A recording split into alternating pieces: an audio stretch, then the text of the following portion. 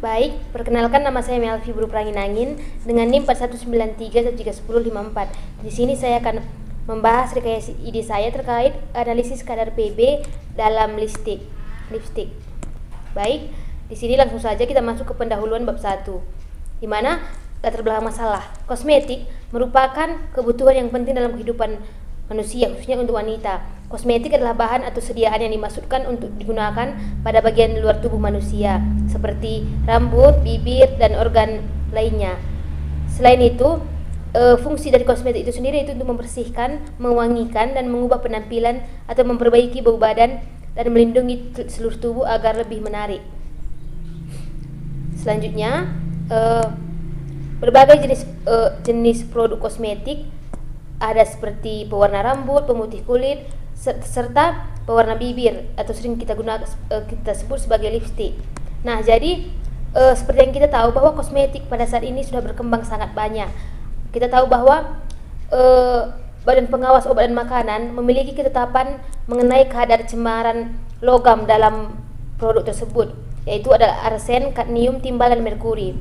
Salah satu logam berat yang dapat ditemukan pada lipstik itu sendiri itu timbal, di mana kita tahu bahwa timbal itu sendiri sangat berbahaya untuk kulit, sehingga diperlukan adanya penelitian atau batasan untuk PB itu sendiri.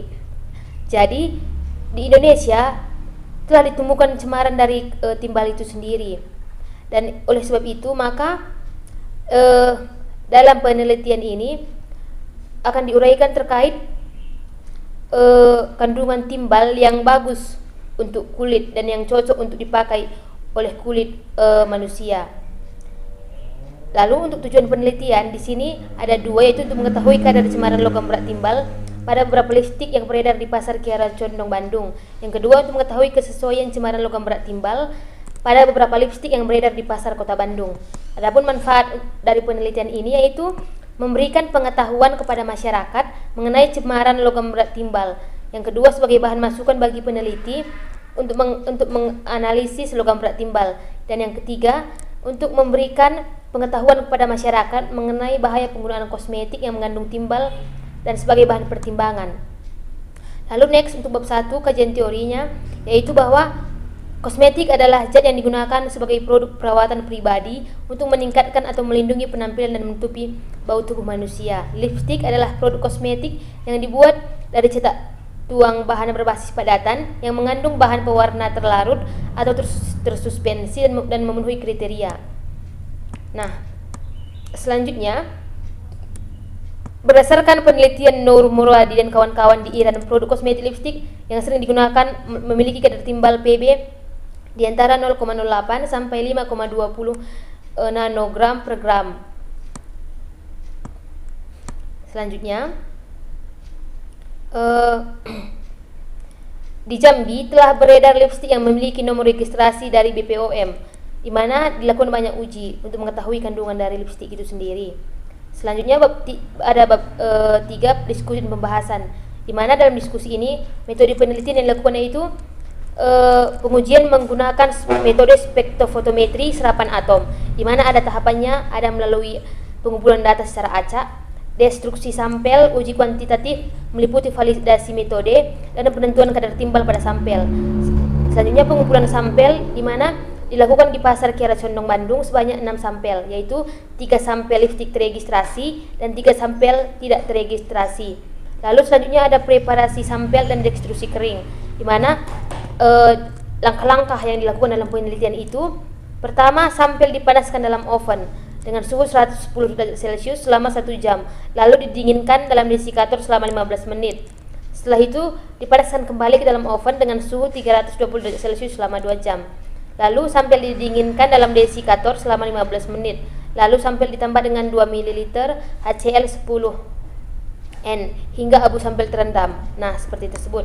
Lalu ada selanjutnya pembuatan larutan induk timbal, di mana larutan induk PbNO3 2 kali 1000 bpj dimasukkan ke dalam labu ukur 25 ml sebanyak 2,5 ml.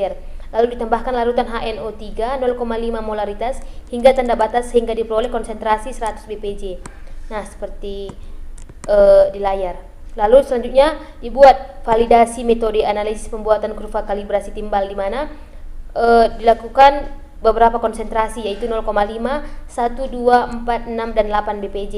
Lalu larutan standar timbal pada masing-masing konsentrasi tersebut diukur serapannya menggunakan spektrofotometer serapan atom pada panjang gelombang 283,3 nanometer. Adapun hasil absorbansinya diplotkan ke dalam kurva kalibrasi. Lalu selanjutnya batas deteksi dan batas kuantitasi, di mana untuk menghitung batas deteksi dan batas kuantitasi dihitung menggunakan data hasil kurva kalibrasi.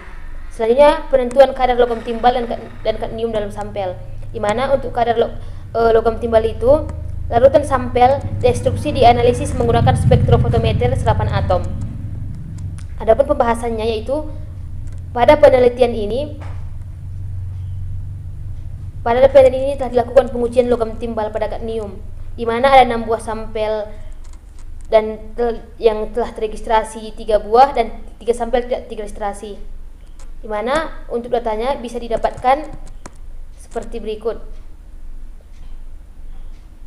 bahwa ada 3 teregistrasi BPOM itu merupakan sampel yang bagus, dan ada 3 sampel yang tidak teregistrasi dan itu merupakan sampel yang kadar PB-nya berbahaya.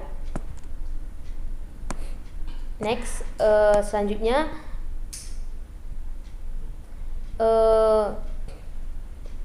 penentuan kadar logam timbal dalam sampel. Di sini seperti yang telah ditampilkan, untuk ke-6 sampel ada kandungan timbalnya. Nah, dalam sampel tersebut ada 4 sampel yang mengandung kadar timbal berlebih dari batas amannya, yaitu LTR1, LTR2 sampai LTR3 dan LR3. Sampel 2 lainnya memiliki kadar timbal yang tidak melebihi batas amannya, yaitu LR1 dan LR2. Menurut peraturan BPOM tahun 2014 bahwa batas kontaminasi logam berat timbal dalam sediaan kosmetik tidak lebih dari 20 ppm.